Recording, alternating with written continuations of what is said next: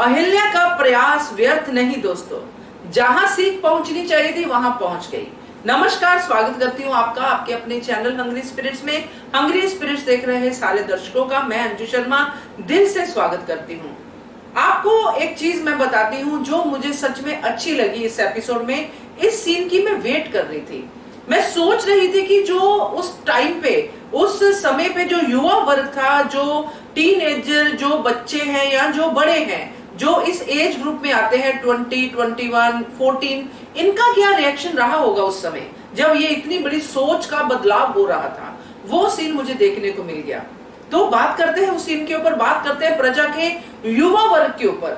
उन्होंने बहुत अच्छे तरीके से बात को समझा और बताया भी। चलिए चर्चा शुरू करते हैं, मगर पहले वही गुजारिश, जिन्होंने अभी तक चैनल को सब्सक्राइब नहीं किया है कर लीजिए, साथ में दोस्तों बेल आइकन दबाइएगा ताकि आपको हमारे वीडियोस के नोटिफिकेशन मिलते रहे।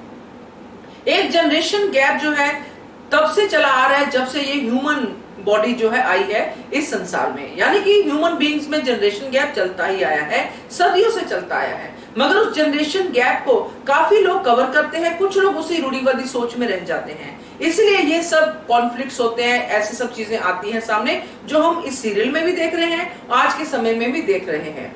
तो जब ये फैसला हुआ, इवन मैं पहले भी सोच रही थी, जब पहले स्त्रियों की शिक्षा की बात हुई थी जो अहिल्या ने की थी, तब भी मैं ऐसे ही सीन का इंतजार कर रही थी जो हमें थोड़ा बहुत देखने को मिला।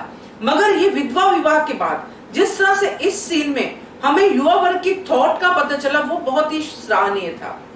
दो बच्चियां, आपने भी देखा सीन, बहुत अच्छे से बात कर रही है। उनकी भी जो ताई है, जो बड़ी बहन है, वो विधवा है।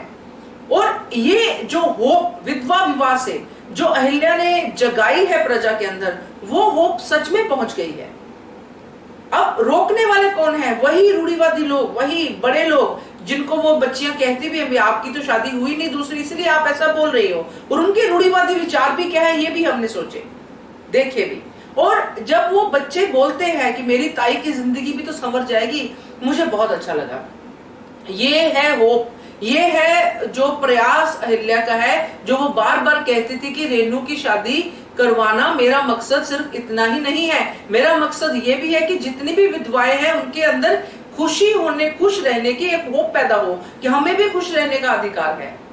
और वो अधिकार, वो चीज हमने देखी वहां पे। ना सिर्फ वो बच्चियां बोली बल्कि एक शादीशुदा औरत, यंग शादीशुदा औरत ने भी यही बात कही। तो ये जो बदलाव दिखाया है ये मुझे बहुत अच्छा लगा। मुझे सच में लगा कि चाहे अभी उनकी सोच को भी दबा दिया गया, मेल वर्ग आगे, जो ओल्ड लोग हैं वो आगे कि ऐसा पाप है, ये पाप है, ये पाप है, ये बोलने लग गए। मगर ये सोच, अगर एक सीड, अगर एक बोलते हैं ना कि दाना भी हमने उसमें डाल दिया है, 14 सीड्स कर दिया है, तो वो जो 14 सीड्स है वो अभी अगर उनको दबा भी देते हैं वो निकलेंगे जरूर, उनमें से फूल जरूर फूटेंगे और ये फूल बहुत अच्छे होंगे। इसलिए आज के संसार में ये सब बातें इतनी मायने नहीं रखती है, क्योंकि तब से ये बदलाव होता आ रहा है, होता आ रहा है, होता आ रहा है। इसलिए आज हम लोग एक सुखमय जीवन जीते हैं। आज डाइवोर्स होते हैं, आज शादियां होती है, लोग 3-3, 4-4 लड़के भी शादियां करते हैं, लड़कियां भी शादी करती हैं। मगर ये जो मतलब मेरा ये नहीं कि 3-3 शादियां करना और ये सब चीजें, उसको मैं प्रोत्साहन नहीं दे रही हूँ। मैं सिर्फ ये बात कर रही हूँ कि आपको अच्छा जीवन जीने का अधिकार है।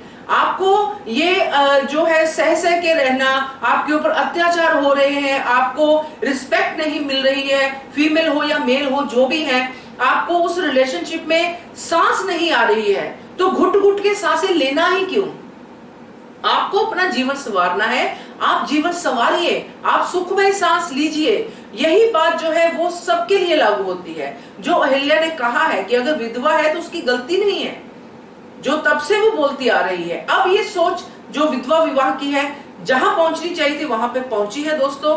ये अंकुर जरूर फूटेंगे। आज अगर उन्होंने थोड़ा दबाया है तो फिर डबल स्पीड से फूटेंगे।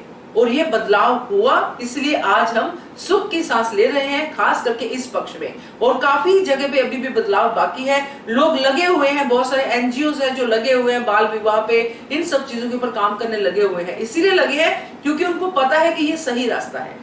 तो मुझे ये जो पार्ट था जिसका मैं इंतजार कर रही थी कि प्रजा में इसके रिएक्शन क्या है, खासकर युवा वर्ग में, वो मुझे देखने को मिल गए और मुझे अच्छे भी लगे। आपका क्या कहना है कमेंट करके बताइए। देखते रहिए channel hungry spirits. Thank you so much. Subscribe to our channel by clicking the subscribe button. Click the bell button and enjoy the latest uploads from our channel.